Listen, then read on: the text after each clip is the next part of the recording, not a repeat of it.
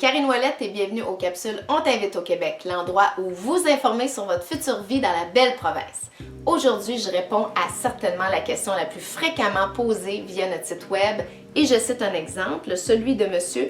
Moussa Diouf qui nous écrit « Bonjour, je suis intéressé par l'immigration au Québec.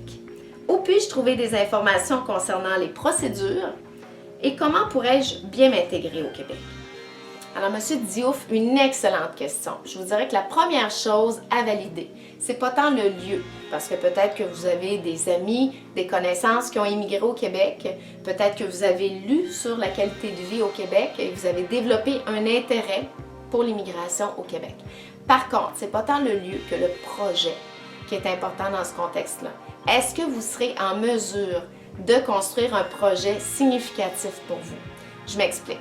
Par exemple, vous aimeriez venir travailler au Québec parce que vous pourriez également décider d'étudier, d'investir au Québec.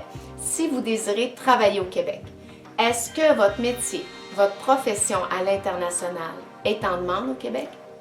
Est-ce que la formation que vous avez réalisée à l'étranger est reconnue au Québec?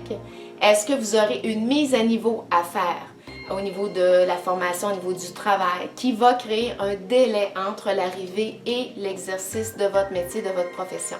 Est-ce que vous aurez à faire une évaluation comparative de cette formation? Est-ce que vous aurez à souscrire à un ordre professionnel, à une association dans le but de pouvoir pratiquer? Plein de questions qui méritent d'être répondues avant d'entamer des procédures au niveau de l'immigration. Je vous conseille également de rechercher de l'information sur la vie au Québec, les modes de vie, le niveau de vie, les valeurs profondes qui pourraient aussi être déterminants dans votre choix du Québec comme lieu d'immigration. Et par la suite, vous en serez à vous informer sur les procédures d'immigration telles que vous me le demandez. Donc, je vous dirais que les deux sites majeurs au niveau de l'information officielle sont le site du ministère de l'Immigration, Diversité et de l'Inclusion du Québec, donc communément appelé le MIDI, et le penchant canadien qui est le site de Citoyenneté et Immigration Canada sur lequel vous allez retrouver une panoplie d'informations et entre autres sur les procédures au niveau de l'immigration.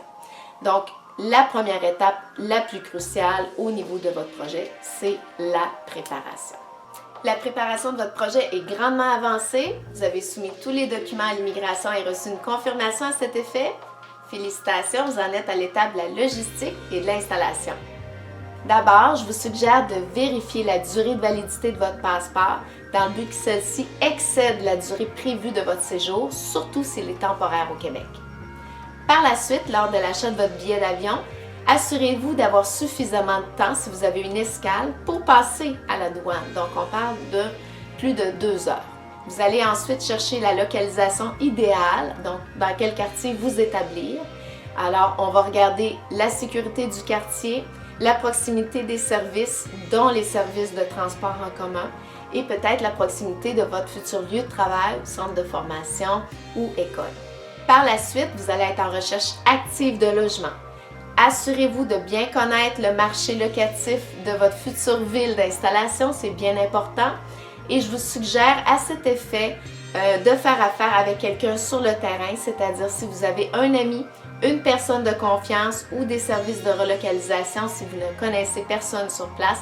C'est bien important, c'est une personne qui va être physiquement là pour vous représenter, pour négocier, s'assurer que les prix soient très concurrents par rapport au marché locatif de cette ville ou de ce quartier et va s'assurer également que le logement est propre et convenable à vos besoins. Finalement, vous serez en mesure de commencer vos démarches administratives. Je vous incite à regarder déjà les démarches avant votre départ parce qu'il y a certaines documentations qui peuvent être intéressantes à vous procurer avant votre départ pour le Québec. Donc, vous allez vouloir obtenir un numéro d'assurance sociale pour pouvoir travailler au Canada, obtenir une carte d'assurance maladie pour pouvoir vous prémunir du système de santé au Québec. Vous allez peut-être vouloir passer un examen de conduite ou procéder à l'échange de votre permis de conduire. Vous allez peut-être vouloir vous inscrire à certaines activités, certains centres de formation, cursus universitaires ou autres. Donc, toutes des procédures administratives là, que vous allez devoir préparer avant de votre départ et faire une fois sur place. Vous vous êtes préparé à votre projet, vous vous êtes installé. Maintenant, c'est le temps de vous entourer. Donc, on se déracine, on perd contact avec notre famille, nos amis, notre réseau socio-professionnel dans notre pays d'origine. Alors, il n'y a pas de meilleur moment pour le recréer dès votre arrivée ici au Québec. Donc, vous allez rencontrer des organisations potentielles, des employeurs que vous avez présélectionnés. Vous allez peut-être avoir été mis en contact avec des amis d'amis ou avec des gens qui ont vécu la même expérience que vous précédemment. Donc, c'est le moment d'aller les rencontrer, de vous entourer, de refaire vos contacts ici au Québec.